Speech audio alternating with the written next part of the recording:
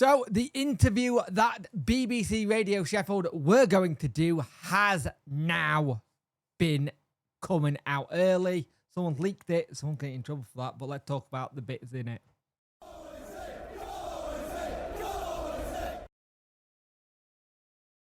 Hello and welcome to this video. You can like, share and subscribe to the channel. Much appreciate it. Liking helps the algorithm, sharing gets in front of people's faces, and subscribing lets me know you like the channel. Hit that notification bell to let you know when videos go live. So last night there was a leaked interview of the interview that BBC Radio Sheffield had done with John Flanagan, and BBC Radio Sheffield has had to put it out early. Now it's really interesting listening to John speak and how everything was going. And they've been trying to get this done since April. They wanted enough runway time to make sure everything was right and they could do everything. But again, the sticking block is Chancery, and we'll get onto that in a minute. But the thing is, he spoke about how they want to get a structure in place with infrastructure, so you have the academy in a better position, so it's easier for players to come to Sheffield Wednesday, so they want to be here, so they want to be in and around it. They spoke about how Adam Shaw was a big driving point with his passion for the club, and how he was someone who they used a kind of a way of doing it. Now, one of the things that was really interesting in the whole thing is when they were using about how commercially we haven't even dipped our toe, they've not dipped their toe in it. And he's right, commercially we're bad. He used Wrexham as an example, and he basically said that the example of Wrexham was a bad one, but he said it ran well as a business. Now we know we are not ran well as a business. He spoke about how ticket prices need to be able to reflect the same as the fans. The more value they feel like they're getting, the better it'll be. And the thing is, if they can get value, then fantastic. But here's the thing. The thing is that they got it with that. They want to make sure it's a good experience. So if they get it right, then it can be all sorted. But it's very difficult. But he spoke about how they've got a couple of people involved. There's some professional athletes in there. Some that they don't want their name going out there. And John spoke very, very well. I was very impressed with how John spoke.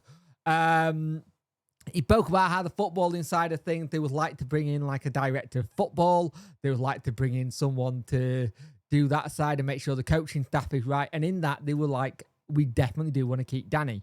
We know the reasons why he wants to go, and he's not going to get into that because they're his reasons.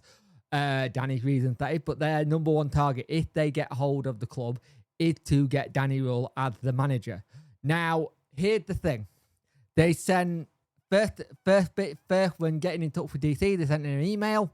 They sent the email, and the email basically was, here's our offer. This is what we think the value of it is. He immediately sent back, no. They got immediately, no. They went and re-looked at things again. And he said, if that's your offer, go get a League One club in a sense. And he said he understands that there's a pride thing. He's a very proud man, understanding the culture and stuff. But there's a certain amount of money he thinks it's worth. And he did say he's not 100% sure if another bid, in a sense, would go in. He's not too sure if he would be open to have another bid because it's his club. He can charge what he wants to the club. They might not agree with that, but it sounds like he said it's a unique position he's been in with dealing with Chancery. He said, I've done a lot of business and had a lot of negotiating through my career. This has been the most unique, to say the least. And that says a lot. That says a lot about it. And it doesn't sound like it's been easy to do. They sat down in person to try and get things sorted. And it sounds like our biggest stumbling block is going to be DC. He's set on a certain price that he wants for the club. He's set on a certain way he wants the club to be taken over. Now, he did say he was very respectful to Chancery. He said he owns the club at the price he wants to sell for it. He put a lot of money into it. He put a lot of that into it, and he kind of wants to get it. But as they said, it's his club. It's his club, and he can charge what he wants to buy it. And that's the hardest part out of all of it. That had been the hardest part out of all of it, because DC is adamant on how much you want for the club. Now, they haven't had a counter offer. They have not had a counter offer to say, what the counter offer will be. Nothing come back from DC. It still looks like DC is adamant as sale.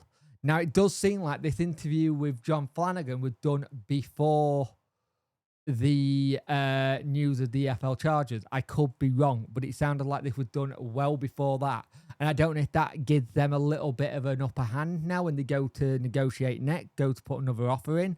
But he spoke really, really well. He spoke about how it's not going to be like a Man City where you throw a bit of money into it and go for it. There isn't a Saudi prince.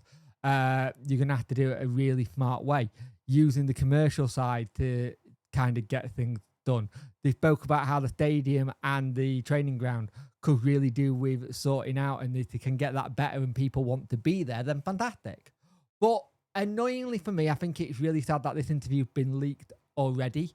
I don't like that personally. I think as a whole, the interview being leaked kind of annoyed me a little bit. It annoyed me for what they've done in terms of how it's been leaked and how they try to get it out there early, whoever's done it, on whoever's side it is, if it's BBC Radio Sheffield, if it's the Takeover lot, someone got it out there. And that's annoying. For me, that is really annoying because you don't want that. But he spoke really well. He spoke very well. He spoke all the right things we want to hear. The issue is, and it's very, very simple, the issue is DC. DC is the main stumbling block we are going to encounter through all of this. I don't know if that changes now with everything that's going on. I don't know if that changes at all. It might do. Things might change with that. But I'll be brutally honest. If it changes it, it changes it. But it's not great when you are trying to negotiate, and it doesn't sound like negotiations has gone the way they wanted it to go. Let's put it that way. The way they wanted it to go and how they wanted to kind of fix it and try and have a conversation. It doesn't sound like it's been that conversation they were looking at. And for them, I think that's probably a little bit of a annoyance because they haven't had that kind of successful negotiation they would have wanted. And it's not done how they wanted it to. So I can understand the frustration on their side. But as he said, he does sound like it that I don't know if they're going to go in for another offer.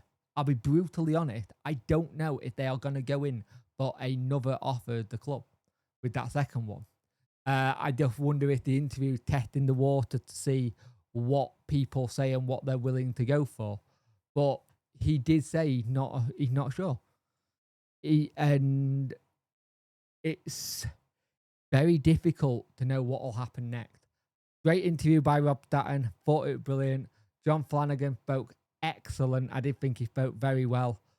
But now we have to wait and see what happens next. Who is the next person to try and do a bid? Is there another bid coming from them? Is there another bid from another party? Who knows? But at the moment, as it stands, DC is adamant he isn't sale. He's not selling. I don't know if things change now with everything that's happened, but he's adamant he's not selling. And it sounds like it's very difficult to negotiate with the man.